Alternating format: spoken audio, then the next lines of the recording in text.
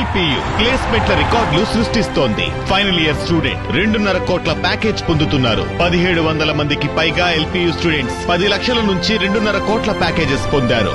విద్యా విప్లవం ప్రారంభమైంది లవ్లీ ప్రొఫెషనల్ యూనివర్సిటీలో.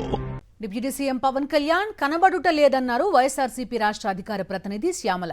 మహిళలపై అఘాయిత్యాలు జరుగుతున్నా పవన్ పట్టించుకోవడం లేదని మండిపడ్డారు. కుప్పంలో మహిళను కట్టేసి కొట్టిన ఘటన ఆయనకు తెలీదా అని ప్రశ్నించారు. రాష్ట్రంలో రోజుకో దారుణం జరుగుతుంటే పవన్ ఎందుకు మౌనంగా ఉన్నారని సూటిగా ప్రశ్నించారు శ్యామల. కనబడితే కొంచెం చెప్పరా మీరు నాకు?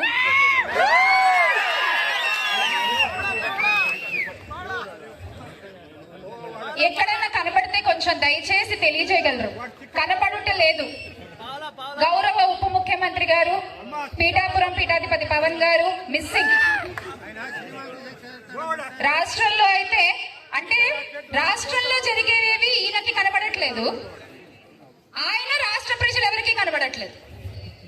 మళ్ళీ గొప్పగా నిన్న ఒక నివేదిక ఇచ్చారంట. రాష్ట్రంలో మొత్తం ఈ సంవత్సరంలో వాళ్ళు చేసిన మంచి కార్యక్రమాలన్నీ నివేదికలు ఇచ్చి సమీక్షలు చేసుకున్నారట.